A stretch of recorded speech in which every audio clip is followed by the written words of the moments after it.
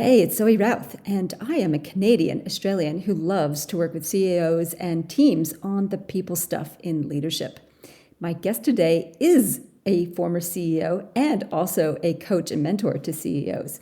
His name is Cameron Schwab. You might know him, he's been pretty famous. He has been the youngest CEO of Richmond Football Club at just 24 years old, just a young pup. He has the history of the game in his family. And then from that initial starting point, he went on to be CEO of Melbourne and Fremantle footy clubs as well. On his long journey of 25 years in different roles as CEO, he has wrestled with mental health, something we don't dive a lot into today's interview, but sort of sits there as a backdrop to some of his challenges. He is a parent to a transgender daughter, and that we do talk about, and he reveals some really fascinating insights about what it is to journey alongside someone who is having their own ups and downs in life, paralleling his own. He has this year also undergone major surgery for prostate cancer. We don't talk a lot about that. We did before and after the show, and yet he's very open about it. And I think it just adds another layer of insight and sensitivity and remarkableness, not a word, but so appropriate to this glorious, delightful man and conversation. He is an artist and a gentleman. I know you're going to love this show. And if you do love it, please share. Press the little share button on your device and share this interview with someone who needs to hear Cameron's beautiful insights. Okay, let's do it. Cameron Schwab, absolutely delightful to have you on the podcast today. Welcome. Oh, thanks, Ellie. I look forward to this conversation like I look forward to every conversation. I think we can cover some interesting ground.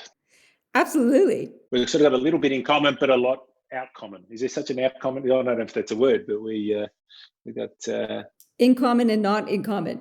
Not in common, out common. We will just create a word. Well, a couple of things we do have in common is that we both work with CEOs and we're both obsessed with good leadership. The one thing that is out of common is that you have been a CEO of several large organizations. In your journey of leadership, both as someone who supports leaders now and someone who's been a CEO and in very influential, high-profile leadership positions, how do you define leadership? Probably the first stage of it would be, or first step would be, the notion of taking responsibility. So one, accepting that decisions made within the organisation, both good and bad, somehow rest with you, knowing that you're not going to be making all of those decisions. And so, for example, I would say if a CEO is doing something other than making 51-49 decisions, somehow they've either become a bit too controlling in their own way or they've got the wrong people. And then by extension, they have to surround themselves with people who are good at making the 60-40 decisions. And if they haven't got that, well, the core and probably the most challenging and the great opportunity of leadership is how we deal with ambiguity, how we deal with uncertainty, how we deal with conflict. Well, that sort of framing of it gives you your best chance of it. So ultimately, it's about taking responsibility. But taking responsibility is then, by definition, giving over responsibility, is creating space for other people. And then I'd say that the next phase is just one of the modelling of the behaviour. That if we're going to talk to what's important in the organisation and you don't behave accordingly, or if you actually don't behave accordingly, because human nature will kick in for all of us, is you then own up to the fact that you didn't behave accordingly. And so that there's then a consistency between what you say and what you do, so that the modelling aspect of it. And I would say, Zoe, in all honesty, that both of those things took me way too long to learn. And I've probably learnt more about it in the last phase of my leadership. I got to be a CEO for a long time, so it was close to 25 years. That is a long time. It was a long time. It was 4 different CEO roles. Then with the power of reflection, firstly, the recognition that it was unlikely I was going to be given that opportunity again in the type of, I was only a CEO because I loved being a CEO in it was elite sport, which in my case was the AFL. I had no ambition to be a CEO in any other environment. It was never an ambition to be a business leader as for the sake of being a business leader.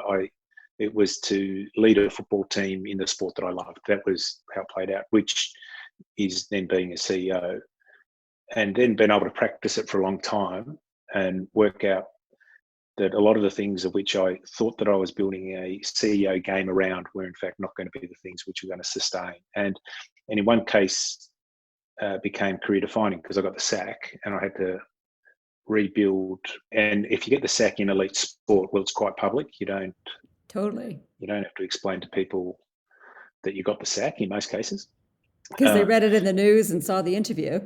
Yeah, and they did. And even as basic as I never had to ring my mum and say, "Look, I got the sack, mum." that was never a thing because she'd heard about it. So we just pick up on something that you mentioned there about what you thought you were building as a CEO turned out to be not quite right, and you got the sack. That sounds like a significant learning experience. Can you tell me a little bit more about that? Yeah, no, it was, and it probably again at two levels. The first one is that because I was a young CEO, I was 24-year-old CEO. So oh my God, that's so young. Oh my God.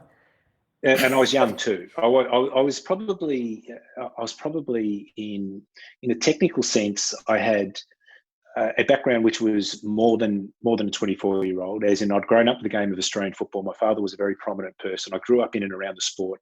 I probably had an insight into the game, and I was privy to certain decision making and how it actually worked. I got to see the human side of the game before most people do. I cut through the folklore and the emotion of the sport before most people did. So I worked that out relatively early, but I certainly didn't have a CEO game. So the technical side of the game, I felt that I could hold at least enough of my own, as in I could hold conversations with other football people about the game itself. Who could play, who couldn't play, who could win, who couldn't win, that type of stuff. Whilst there's always it's always growing and it's always changing, at least I thought I knew enough. But what I hadn't, my influence in terms of the leaders that I looked up to were of a generation which was very different to mine. Because I was young, I was 20 years younger than most of the people who were CEOs of that era, who were the products of very much a command and control way of operating, because their parents were veterans, or they were very influenced by, we do this for this reason, and that all knowledge and expertise actually sat at the top. That was sort of the feeling, that it was all the brilliance, all the genius was with the people who held the positions. And I saw that, and somehow I thought that that's how I had to be. Well, clearly none of the genius sat with me, because I'm 24 years of age, and so I tried to play a game which was far more, this is what you do. I was just very directive in my way. And people must have looked at me because I looked like I was about 14. But I managed to do it at Richmond. And Richmond was my club growing up as well. So I was CEO of Richmond. And I got to do it for almost 7 years. So I hung in there for long enough. So I did my growing up in the role in lots of ways. And then I just got ahead of myself in many ways. And I shouldn't have, because there was no reason for me to be. And I've often thought that I've never made a good decision, probably in life, certainly as a CEO, when my ego had kicked in, where I lacked humility or I lacked decency as it related to myself. When I got angry, and in sport, there's a lot of anger. There's just a lot of anger. It's aggressive. There's a whole lot of people trying to get their own way. There's a lot of frustration when they don't. And the third one is when I never showed enough courage. And they're often related, because the humility and the courage, I think, are very related. And there's probably too many instances of those three things happening of the various phases of my CEO career, of which I now look back on. Probably, it's a shame is a big word, but that's almost how it feels. I don't think as much as other people would think I'd think about the decisions that I got wrong for other reasons, as in you chose the wrong coach, or you recruited the wrong player, or you made the wrong call. Those decisions, they're always going to be up for grabs. And there's also, you're judged in hindsight. You're not judged based on the information and knowledge that was available to us at that time. So if you recruited the wrong player and someone was drafted one choice after who ends up being a champion, well, and there was an example. There's a wonderful player when I was at Fremantle, Matthew Pavlich. He was a 300-game player, one of the superstars of the game. And he famously went fourth in the draft. And the club who recruited the player number 3, his name was Aaron Fiora, who was a very good AFL player. But Richmond were always talked about as having recruited the wrong player at that choice. And when I arrived at Fremantle people told me they had him in the same order. It's just that Richmond had taken Fiora first. So a lot of our decision making can be enriched, or pilloried for different reasons. So building a game around the who I was piece took a long time to come. And I realized probably over time that the thing that I was going to get my most energy from was the teaching element of leadership. That I found that there was rather than the directive element. And if I just say to leaders, can you stop talking and start teaching for a while? Just embrace the teacher in you. What do you mean by teacher? Like, what kinds of things are you teaching as a leader? It can be what you define all forms of teaching by, I think, is how I bring my wisdom forward in a way to help you grow, develop, evolve, become. And the other thing you find out about, if you're going to embrace the teacher in you as a leader, you actually get to find out who the learners are in the room as well. So if you've got a senior team, as a CEO, for instance, if you've got a senior leadership team, you've got no learners in the room, you're in trouble. You're in trouble straight away, because they're never going to be those 60-40 decision makers for you. They're going to come to you looking for the answers to the 80-20s, and you can't afford that. You can't allow that to happen, because you just can't be distracted by that. It's a big enough job as it is, let alone having to make decisions often where you don't know as much about it because they're of a technical nature that which that person knows more than what you do as well. So there's those elements to it. So the teaching thing came a little bit too late. And also the notion of it's okay to be a leader who is an expression of who you are.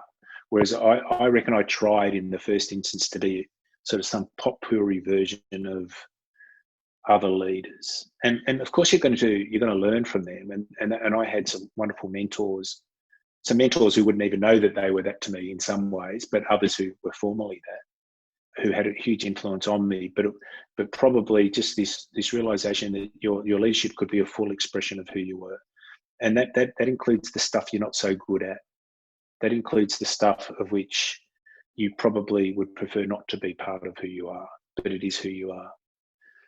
And so probably they're the two things now. And I think that then enables you to recognize that you can take responsibility. And the reason you can take responsibility is because you actually are being responsible, because your leadership is an expression of you.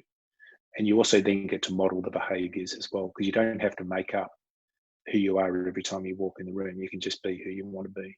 And that takes a bit of bravery and vulnerability and all that sort of stuff. And that's probably a deep conversation as well. Well, it's a big shift from a full of himself 24-year-old kid who's been around the game, knows it all, strong roots in the game, and you do it the way I think it should be done, to a much flavorsome is the word that comes to mind. I'm thinking like a wine maturing. No, flavorsome's a good word, I think, because it's the layers which come with it. You're creating your own folklore in some ways, and you're creating your own way, and that's going to be a product of your experiences. And you have a lot more experiences when you're in your 50s than you do in your 20s. So there are those reflections, and you've also met more people, you've had more conversations, you've gone deeper, you've stuffed it up a few times. And when you stuff it up, do you play the blame game, either blaming someone else or being too tough on yourself? There's all these sorts of things that you have to be able to bounce back from. You mentioned shame as one of the feelings, whether it was that feeling specifically, but a feeling of that nature around some of your decisions, not related to did you pick the right player or the right coach. What kinds of decisions did you make that caused that feeling? I think, again, coming back to that, when it was more too egocentric, it was too much about me. The decision lacked humility. And the good thing is that there's some of the most powerful figures in world sport now are now famously humble. That's what they're known for. And the club that I grew up with, which won't necessarily mean a lot to a lot of people. The Richmond Football Club, who's now the biggest, they've got over 100,000 members. So that's a big club at any world standard. And my father was the CEO of that club as well during a great success era. And that club was famously aggressive. It was known as Ruthless Richmond, just ruthless. Like you'd rarely see ruthless as a value now. But ruthless that was like everyone's sporting value. We're ruthless. And I get that there is a bit of ruthless about elite sport. Don't get me wrong. I'm not trying to turn it into something that it's not. But the Richmond Football Club of today, its number one value is humility. And it's successful and it's winning. And, they've won 2 of the last 3 premierships, and they could have probably won the other one, all that stuff. And I had someone today, a couple of days ago, who talked to me about the fact that he's always loved the club. And there was some sort of aggressiveness about the club that everyone talked to, and that was their pride. That he said, for the first time in my life, and this guy's now in his 50s, the club has values of which I can be proud of for the first time. Even though he's always loved them and supported them and their heroes and all that, he said, because I can talk to my children about this stuff, or I can use the example of what they've created in the workplaces and the teams that I'm seeking to create. That you can get people who can walk in the room and own up when they got it wrong. Not having to apologise, just say we got it wrong. And that takes a certain amount of courage. And as I said, humility and courage, I think, are very, very related. And I think, Brené Brown's bravery piece and the bravery thing was often something that only I knew about. There might have been people who were close enough to it who might say, oh, Cameron should go harder here, or he should be tougher here, or he should be whatever in these situations.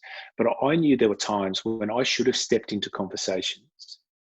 And I'm talking about literal conversations, as well as sort of the greater conversation around what the values of the organisation.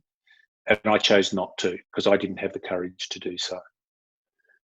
And they're the times where they're the drive home ones, or the stand in the shower moments, or when you're going for your walk and you can't get it out of your head, or you wake up in the middle of the night. But the first mistake in not doing it, and I think all of us would have reflections where we should have gone harder at some point, or we should have said something that we didn't say. But then I didn't go back the second time. I didn't go back the third time, the fourth time, the fifth time, because there was always an opportunity again, I reckon. And the theory that I call it the first arrow, second arrow, third arrow theory, that if you get the first arrow wrong, well, that should at least be a line of sight for the second arrow. If you're like an archer just lining up that arrow looking for that bullseye. That getting it wrong the first time can at least be a line of sight for the second or the third or the fourth or the fifth effort. I need to go a bit higher, a bit lower, left, right. To give yourself that opportunity the second or the third time, you're then honouring leadership, I think. You're then coming back and saying, I'm serious about this stuff. Whereas if you're not a leader, you can sort of get away with it a bit, I think. But if you don't do it as the leader, you've just now dishonoured the role. That's the courage and and often it was the vulnerability thing as well, where you just weren't prepared to open yourself up. And everyone loves the idea of authenticity, but they're not nearly as keen on the vulnerability which the authenticity requires. So, and I've probably learned, again, I learned that later, and I've probably learned it at a time when it's actually been a bit easier to do it. You mean in terms of social context? Yeah, definitely. Yeah. And I use, I've got a transgender daughter, Evie, and I often talk of her, and we have conversations about the challenges of her life, which I would never underestimate them, ever. And every so often I say, just so you know, our generation made this possible for you. There were, I'm sure she's grateful. but I think in her own way she is, because my generation would have really struggled with that in its own way. So it's even though there's sometimes small changes, they're really important ones. Yeah, and that's I would never dilute from the stuff that she has to deal with, which I certainly haven't had to deal with in my life, and I would never try and speak on her behalf, but I can speak on my behalf as her parent, but I would never speak on her behalf because her challenges are real. You think your daughter's transgender experience has helped you move into those qualities of humility and courage? Or is it a parallel experience, like separate but parallel? No, they're definitely related. I think probably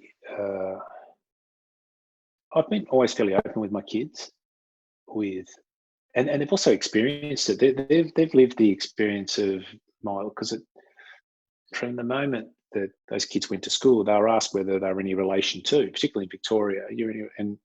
And so there was always a layer of their lives which they had to lead in a way which is, and I had that myself.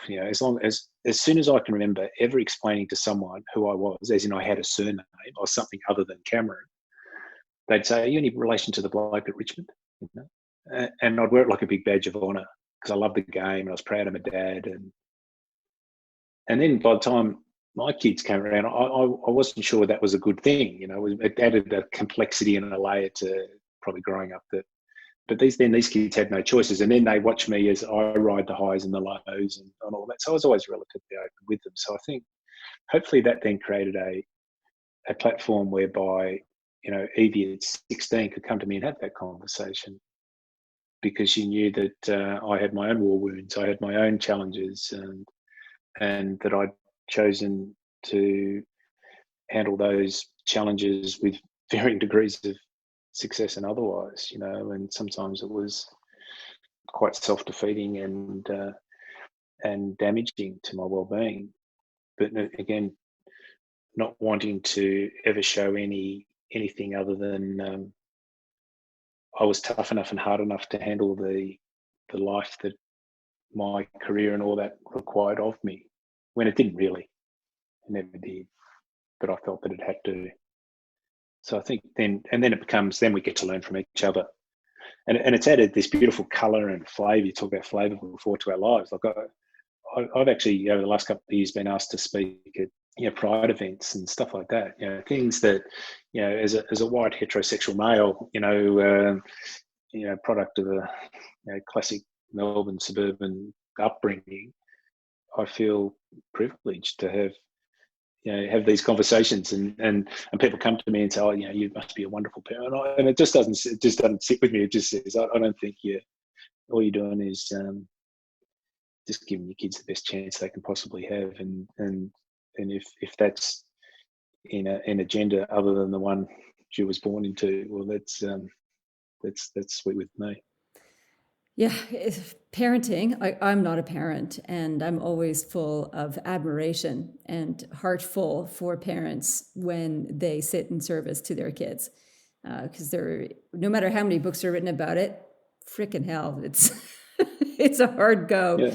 Oh, Yeah. it's so complex and heart-wrenching. I was describing to my business manager, she was describing a situation she had with her daughter, and I said, as a parent, it seems to me that you have your heart and you put it on the middle of a table with a sledgehammer next to it, and that's parenting. Yeah. It's just, It is. It is a great metaphor for leadership, though. One, it's as big a leadership role as you're going to play.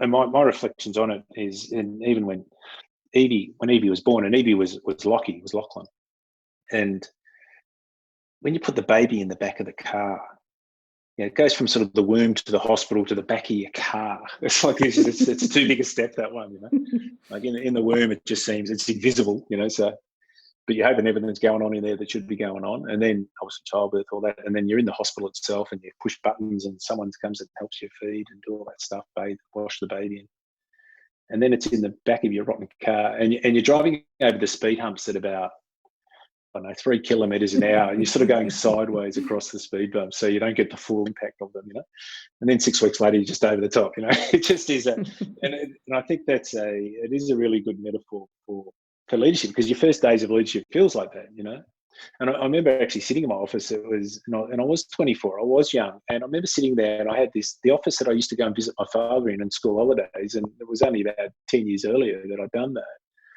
And I'm sitting in that office, and Richmond are no good. Richmond, when he was there, were champions. Well, I got there, they're shockers. We were last on the ladder and broken and all that stuff. And I remember thinking, who do I ring now? I had no idea even who to ring. I had no idea how to feel. Say if I got into work at 8:30, I didn't know how I was going to feel between 8:30 and 5:30. No idea, none. And whereas up until that time, I just would actually go in to see my boss in the next office and say, look, I'm thinking that, no, let's do a bit of that, but there's no one to tell you, you know. So I managed to get through that first day, and after that, I realised I was going to be pretty busy. So the stuff starts to come to you a little bit, and it really hadn't formed in my head what it meant to be a leader, and that came over time. I suppose being a paper boy and then a recruiting guy was never going to really give me that sort of understanding. No, a lot of leadership is learned in the trenches and having a go and coming up bruised and battered. Sometimes it can feel like. With leadership, I always think that, well, from my point of view, people stuff is both the most joyous and the most difficult thing to contend with. For you, what do you find challenging, if anything, about the people stuff in leadership? No, all of it, from the recruitment through to the finishing up, you know, from the cradle to the grave, you know, all of it I think is going to be challenging. But as you said, it's it's the best and worst of it. And I think in any aspect of anything which is hard, and leadership is hard at its most fundamental level. And people often talk about, you know, the imposter syndrome as a leader. And I say, well, I think you always feel that way. I always felt somewhat of an imposter because you're always doing something which was hard. Because once you got better at something, you just kept raising the bar and the ambition. So you're always going to challenge yourself. If leadership ever became easy, well, somehow you're not setting the right standards and expectations of the organisation. So, you know, I think in the people stuff is, you know, it starts with the recruiting, obviously. And I think you've got to go into recruiting regardless of how hard and even if you've got the most genius recruiting process of all time, and I'll talk about recruiting in a second, and you made your appointment, you've got to almost come into it on the basis that it's still a 50-50 whether I've got it right or wrong. So even if you're so confident you've just got the best person for the job, you're still thinking at its very best, it's still 50-50. Because you may have got it wrong. And if you've idealized your situation there, you then let it go way longer than it should. And you're doing disservice to the person who's got the job and everyone around them, the people who are reliant on them, all those sorts of things, because your pride's got in the road of actually recognizing that you got it wrong. It's crazy. And I'm not saying you're looking to them to fail, because clearly no, I'm just saying it's 50-50. Because if you get it wrong, I think your first loss is your best loss. You've got to move quickly. And again, that comes from experience. And that your first loss is your best loss is a saying from a coach I got to work with, Alan Jeans, who was just a wonderful, wonderful coach. Coming back to the recruiting though, when the person, whatever your recruiting process is, once they've come into the room, whoever you're interviewing, and you've got past the weather and the traffic on the way in, you just got through I would just ask one question, and it might take up the whole interview. And the one question is, have you ever taught yourself anything? Really? That's your go-to interviewing question. Have you ever taught yourself anything? And they go, oh, work related? No, anything in life. Anything in life. And I had this because I was coaching someone earlier today. I won't give away anything, but and I was explaining, you know, this sort of process and have you taught, because I think ultimately you want to have people of high aptitude, you know, people who can actually take responsibility for their own development, all that type of thing. And I said, and that would be the first question. And then about 2 minutes later, I said, I bet you for the last 2 minutes, you've been thinking about something you've taught yourself, you know, or haven't taught yourself. And she said, oh yeah, no, I've been thinking about it. I said, oh, what was it? And she said, no, I taught myself to play Under the Bridge by Red Hot Chili Peppers on guitar. Wow. And it took me forever. And I played a bit of guitar, and I know exactly why she wanted to actually learn how to play that song. It's just, it's one of those always hard songs to play. It's always going to be that. And also it opened up this conversation because she now knows I play a bit of guitar. Now we actually have to talk about it. I said, I bet you then you try to do this. And it was almost this, and you're just having, for about the next 10 minutes, her eyes lit up. She was talking about something she loved doing and a little challenge, I said, how would you go I said, how often do you play guitar now? She said, oh, not as much, got kids. I go, how would you go if you had to play Under the Bridge? She goes, I reckon it'd take me a day, but I reckon I'd get it back. And these are the sorts of, and you could just imagine how an interview would take a different way of thinking. Someone's going to lean forward into the chair, unexpected, open up a conversation. You're actually talking about stuff. And if they haven't taught themselves anything, if they can't come up with one thing, and if they say, I taught myself how to cook, and they're relying on HelloFresh turning up every 3 days or something like that. That's not teaching yourself how to cook, But if they say, "Oh no, I wanted to," I go down to the market, I choose this, I do that, this is my favourite spice, I grow it in the backyard, I do. The whole energy of the conversation changes.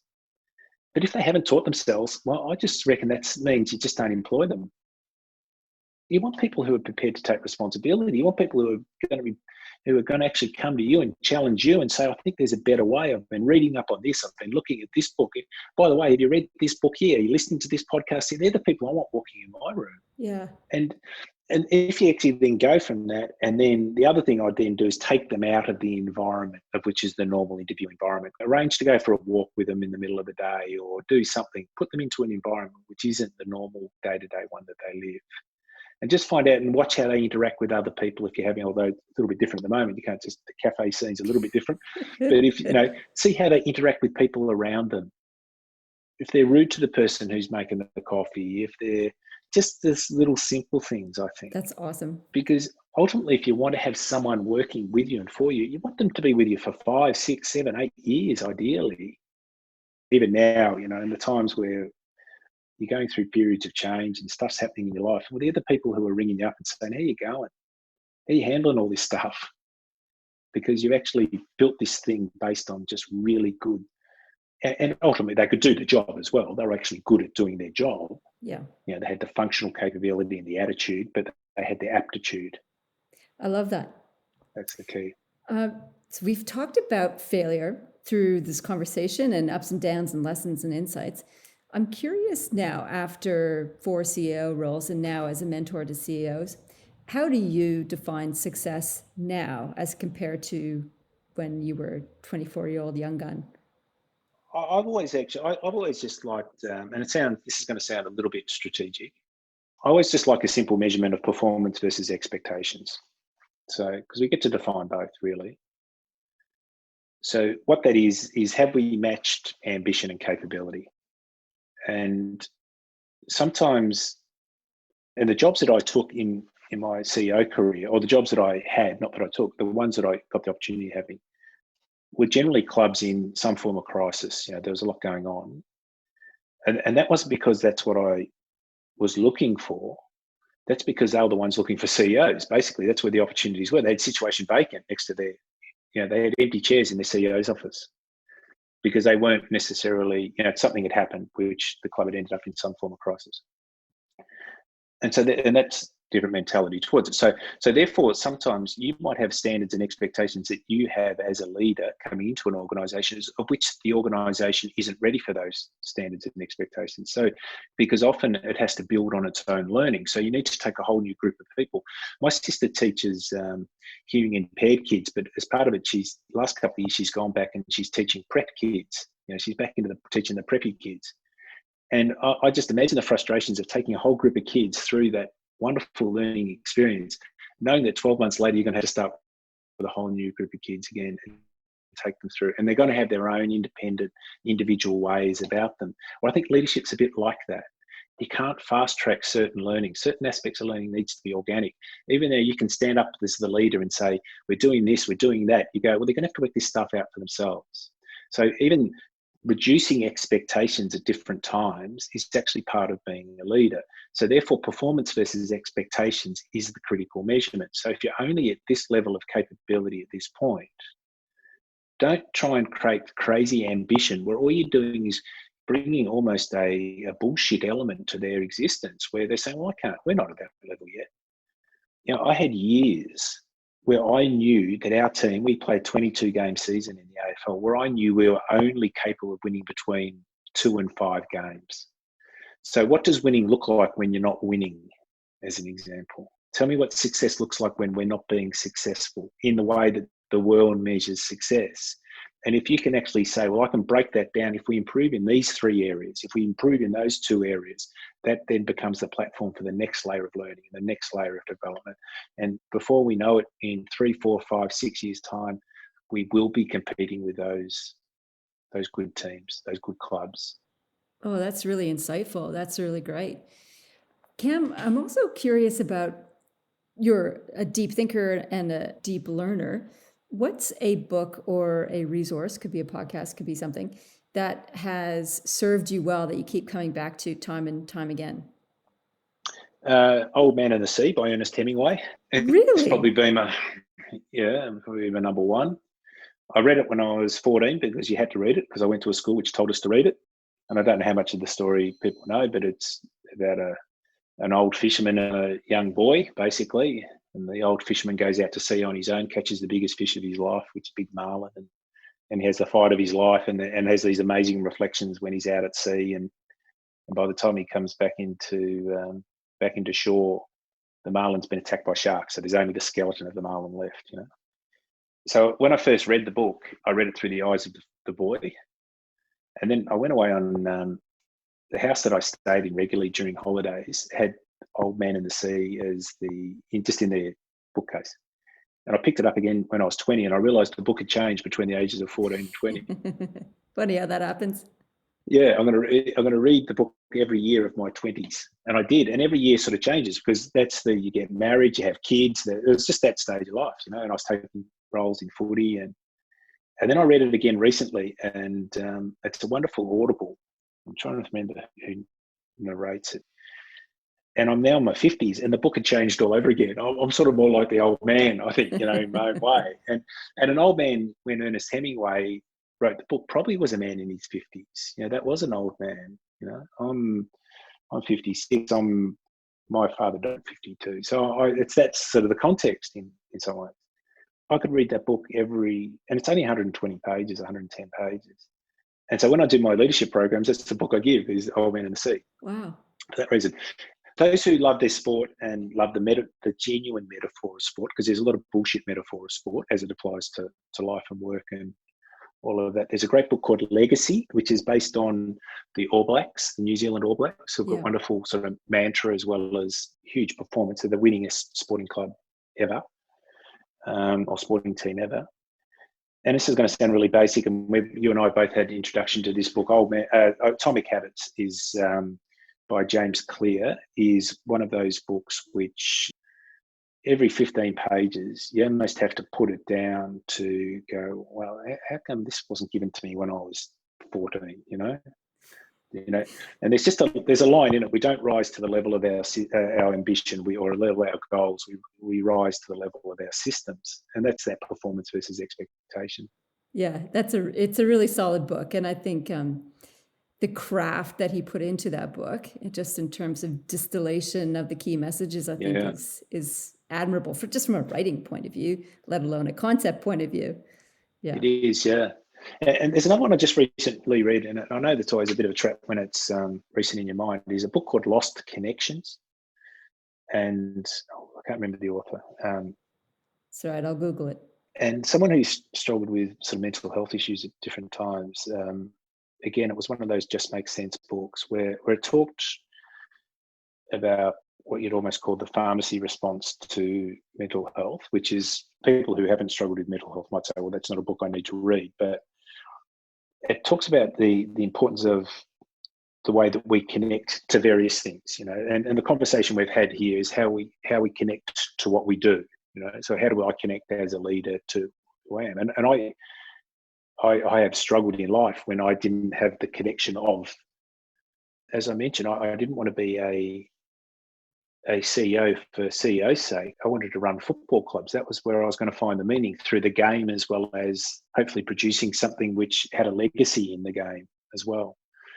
I always do this little piece on purpose, and I think it's sort of, if it was in a triangle, it would sit on meaning, and it's got connection, and it's got belonging on its side. It would just, and if we haven't got those things, every chance that there's other parts of you which are going to be lost. And so I found, even for people who haven't had mental health issues, but have periods of their life where they're very down, and it's always on the cusp of that, perhaps, is feeling of connection. He talks a lot, and I know this is really important for you, this connection to nature. How do you actually take yourself back to nature?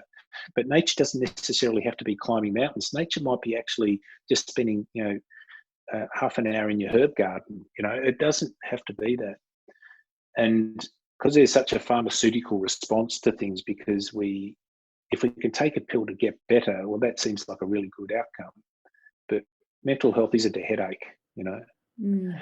because I talk openly about mental health myself. I find that other people come to me talking about it. I almost now say, look, as we have this conversation, just take in this book, listen to it on Audible. It'll take you 12 hours or whatever it will be.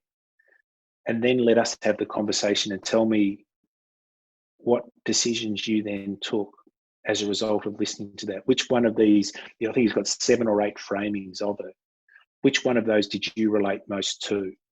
And there was actually a stage where I had to stop the book and I just cried, because I realized that there was something which was sitting at the heart of what some of the challenges I've had. And, happy to talk about some of the more physical challenges in recent times, but just actually say, that's where it started. And it started so early for me. And I wondered why at different times when I went on to medication for various issues, that I didn't find that it had the response for me, because it couldn't actually bring me back the connection lost. That is actually what I needed as part of my health. I had to find another mechanism of connecting, not a way of changing the amount of serotonin my brain was producing, if you know what I mean. It was just a different, or the other ways of producing serotonin, if you like. So it's just, and I found it to be profound. And it's good that at different stages of life, you can actually find something as simple as someone who helps you make sense of a piece of you which you are always going to just find almost an obstacle too big, a door which couldn't be opened. So I'd say, in answering your question about books, one sort of like a childhood folklore, one's about the beauty and the real learnings of sport, one's about you've got to be organised. You can't achieve anything in your life unless you stay vaguely organised. Fourth one's about the powers of connection. That's beautiful. And I love that that's what you're doing in your world now. You're bringing together community, you're connecting genuinely with people and helping them connect genuinely with others. And Cam, this has been such a deep and rich conversation. I'm sad that it's ending. Since I've really enjoyed the poetry that has been this conversation. Oh, thank you.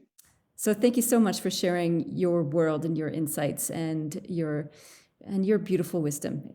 You're lovely. Thank you. Thanks very much, sir. It's been great getting to know you, and we'll have many good chats, I reckon, over the years. I hope so.